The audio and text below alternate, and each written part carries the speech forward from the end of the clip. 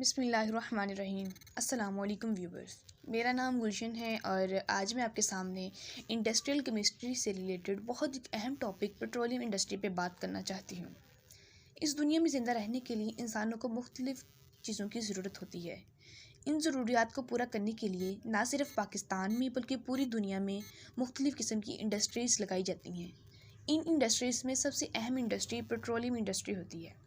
Petroleum industry का इस्तेमाल बहुत ज़्यादा वसी लेवल पर है। पेट्रोल का इस्तेमाल हमारी रोज़मर्रा ज़िंदगी में भी बहुत ज़्यादा है। इन शॉर्ट हम ये कह सकते हैं कि पेट्रोलियम का किरदार हमारी रोज़मर्रा ज़िंदगी में बहुत अहम है। हम अपना टाइम वेस्ट किए बगैर पेट्रोलियम की डेफिनेशन को देखते हैं।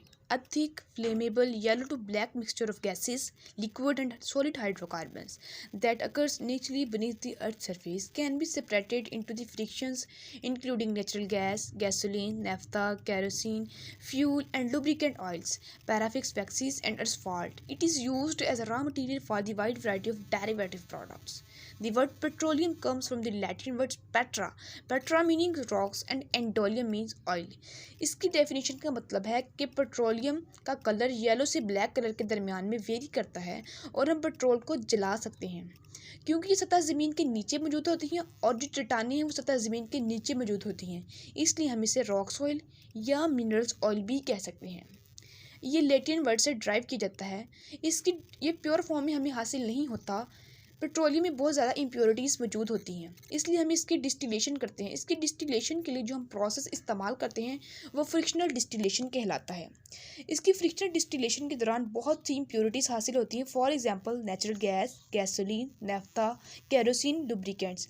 और ये तमाम जो इम्प्योरिटीज़ हमें हासिल होती हैं ये रॉ मटेरियल के तौर पर एक्ट करती हैं for the wide variety of productions of next products. For example it's work as a derivative for production of new products. कि मतलब किसी अगले प्रोडक्ट्स को बनाने के लिए तमाम जो चीज़ें हमें हासिल हुई हैं डिस्टिलेशन के दौरान ये एज अ रॉ मटेरियल के तौर पर काम करती हैं ताकि हम कोई और प्रोडक्ट्स हासिल कर सकें। अगर हम इसकी बहुत ज़्यादा सिंपल डेफिनेशन की तरफ जाएं तो हम ये कह सकते हैं petroleum is defined as blackish colour और ग्रीनिश कलर लिक्विड। मतलब कि हम ये कह सकते हैं पेट्रोल का कलर वेरी करता है मुख्तलिफ कलर्स के दरमियान में। ग्रीनिश और ब्लैकिश कलर के दरमियान में भी पेट्रोल का कलर वेरी करता है, मतलब कि इसकी कलर्स वेरिएशंस हो सकती हैं। इसको हम रॉक्स ऑयल कहते हैं। मैंने आपको पहले बताया क्योंकि ये रॉक्स हासिल होता है और रॉक्स सतह ज़मीन के नीचे वाक़या होती हैं, इसलिए हम इसे रॉक्स ऑयल या फिर मिनरल्स ऑयल भी कह सकते हैं। अब हम बात करते हैं पेट्रोलियम की फॉर्मेशन के बारे में। It has been said that petroleum is formed by the slow chemical and biochemical decomposition of organic matter. इसका मतलब ये है कि ऑर्गेनिक मैटर की डिकम्पोजिशन मतलब ब्रेक डाउन से भी हम पेट्रोलियम को हासिल कर सकते हैं। It is remain of the tiny plants and animals that live in the sea when they tight their bodies change into the oil at high pressure. इसका मतलब ये है वो जानवर और पौधे जो मर चुके हैं उनकी बाकियात पर हम बहुत ज़्यादा प्रेशर अप्लाई करके भी पेट्रोलियम को हासिल कर सकते हैं। It is also called a fossil fuels because it is formed from the remain of dead animals. इसको हम fossil fuel भी कह सकते हैं क्योंकि ये डेड एनिमल्स की बाकियात से हासिल होती हैं। नेक्स्ट हम बात करते हैं रॉ मटेरियल्स कि रॉ मटेरियल्स क्या होते हैं। मटेरियल्स और substances used in the manufacturing of goods. इसका मतलब ये है किसी भी प्रोडक्ट्स को बनाने के लिए जो हमें चीज़ें दरकार होती हैं वो रॉ मटेरियल्स कहलाती हैं। किसी भी प्रोडक्ट्स को बनाने के लिए रॉ मटेरियल प्राइमरी प्रोडक्ट्स के तौर पर काम करती हैं। प्राइमरी प्रेफरेंस होनी चाहिए कि रॉ मटेरियल, अगर हमारे पास रॉ मटेरियल मौजूद होगा तो ही प्रोडक्ट्स बनेगा। प्रोडक्ट्स को बनाने के लिए सबसे अहम किरदार जो अदा करते हैं वो होते हैं रॉ मटेरियल्स। किसी भी चीज़ को बनाने के लिए रॉ मटेरियल्स बहुत ज़्यादा अहम किरदार अदा करते हैं। फॉर एग्जांपल अगर हम एक बिल्डिंग बनाना चाहते हैं, बिल्डिंग बनाने के लिए ईंटें होंगी तो बिल्डिंग बनेगी। इसी तरह हम केमिस्ट्री में एग्जांपल लेते हैं सीमेंट की।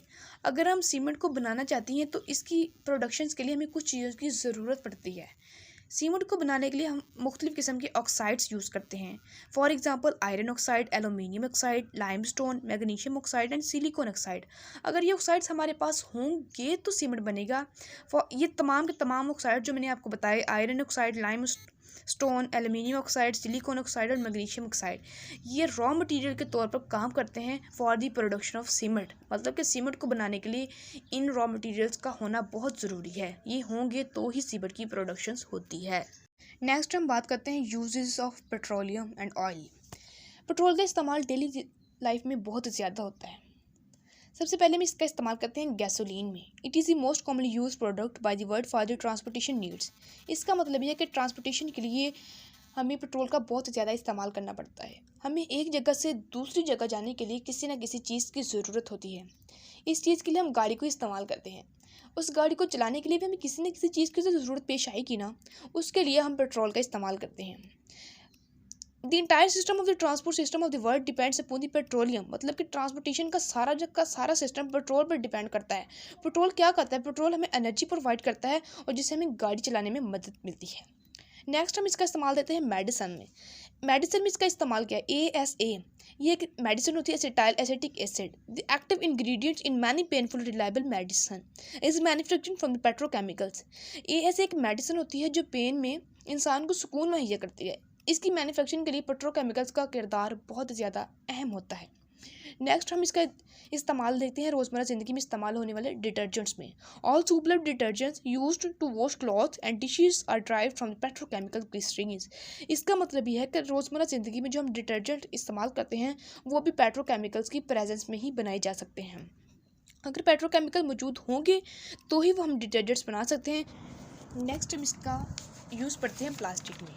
All the plastic is made up from the petrochemicals. Every products made from the plastic is made consist of the petrochemicals. इसका मतलब ये है कि रोज़मर्रा ज़िंदगी में इस्तेमाल होने वाली प्लास्टिक की चीज़ें भी पेट्रोकेमिकल्स की मौजूदगी में ही बनती हैं। रोज़मर्रा ज़िंदगी में इस्तेमाल होने वाली प्लास्टिक की बोतल भी पेट्रोकेमिकल्स की मौजूदगी में ही बनती हैं। मतलब कि रोज़मर्रा ज़िंदगी में प्लास्टिक की चीज़ों में भी पेट्रोल का इस्तेमाल बहुत ज़्यादा वसी लेवल पर होता है। नेक्स्ट हम इसका इस्तेमाल पढ़ते हैं सिंथेटिक फाइबर में। मतलब कि कपड़ों में पेट्रोकेमिकल का क्या किरदार है? Polyester, nylon and acid are derived from the petrochemicals. They are used for certain carpets, robes and even our everyday clothing.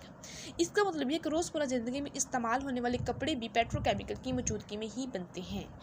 वो कपड़े जो हम रोज़मर्रा ज़िंदगी में इस्तेमाल करते हैं वो भी पेट्रोकेमिकल की मौजूदगी में ही बनते हैं। पेट्रोकेमिकल्स कपड़ों को बनाने में भी बहुत ज़्यादा अहम किरदार अदा करता है। इन शॉर्ट के पेट्रोल का इस्तेमाल हमारी रोज़मर्रा ज़िंदगी में बहुत ज़्यादा होता है। नेक्स्ट हम बात करते हैं इसकी एडवांटेजेस के बारे में कि एडवांटेजेस का मतलब होता है कि पेट्रोल के हमें फ़ायदे क्या होते हैं। इस्तेमाल तो इसके बहुत ज़्यादा होते हैं, हम इसके फ़ायदों की तरफ चलते हैं।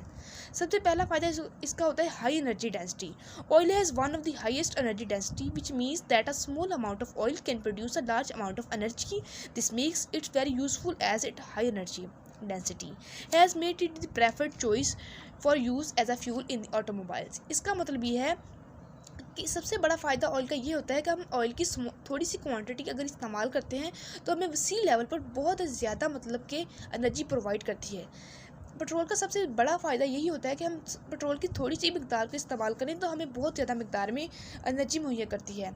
इसलिए हम पेट्रोल को बहुत ज़्यादा प्रेफर करते हैं।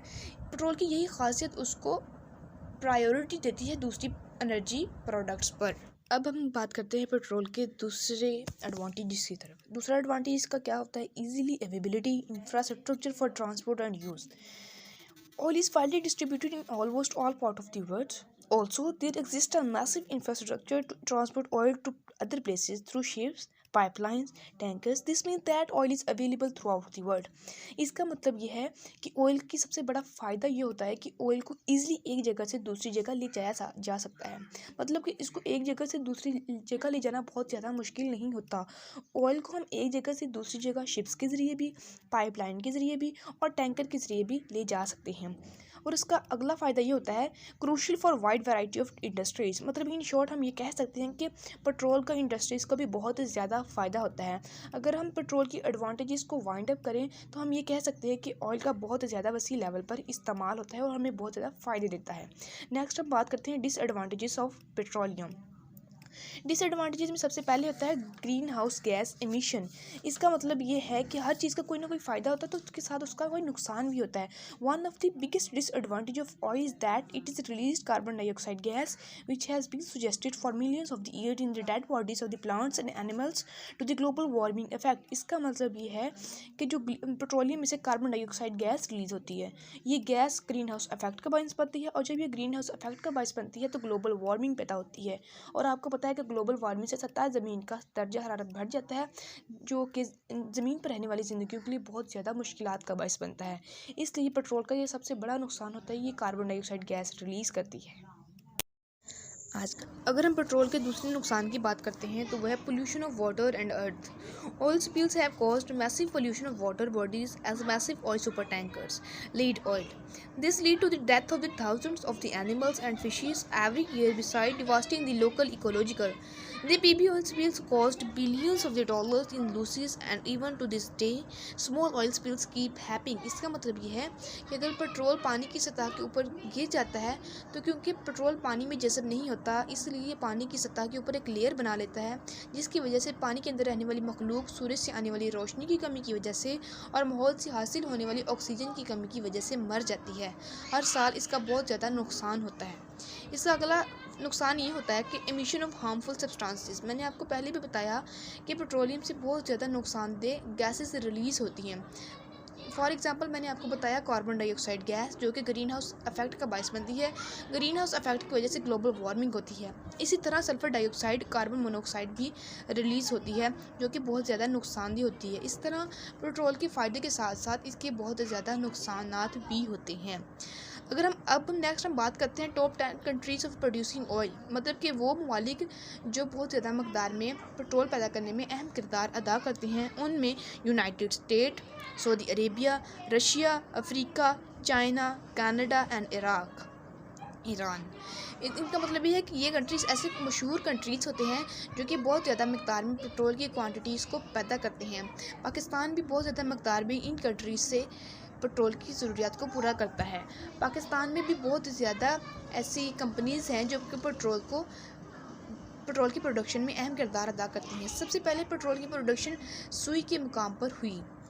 आज का हम टॉपिक वाइंड अप करते हैं। आज का हमारा टॉपिक था कि पेट्रोलियम इंडस्ट्री क्या होती है, उसकी डेफिनेशन क्या होती है, उसकी फॉर्मेशन कैसी होती है, उसकी कंपोजिशन में क्या क्या चीज़ें शामिल हैं, उसके रॉ मटेरियल्स कौन कौन से हैं और पेट्रोलियम इंडस्ट्रीज़ के यूजेस क्या हैं, पेट्रोलियम इंडस्ट्रीज़ के एडवांटेजेस क्या हैं, क्या क्या एडवांटेजेस होते हैं हमें पेट्रोलियम इंडस्ट्री से और कौन कौन से डिसएडवांटेजेस होते हैं। आज हमने इस पेट्रोलियम इंडस्ट्री के बारे में कुछ टॉपिक को डिस्कस किया। उम्मीद है कि आपको सबकी समझ आ गई होगी। आपकी प्यारी होस्ट गुलशन शफ़ी। अगर आपको किसी चीज़ की समझ ना आई हो इस टॉपिक में से तो आप मुझसे कमेंट सेक्शन में पूछ सकते हैं। अब के लिए अल्लाह हाफिज़, फ़ी अमान अल्लाह, टेक केयर, दुआओं में याद रखिएगा। अल्लाह हाफिज़।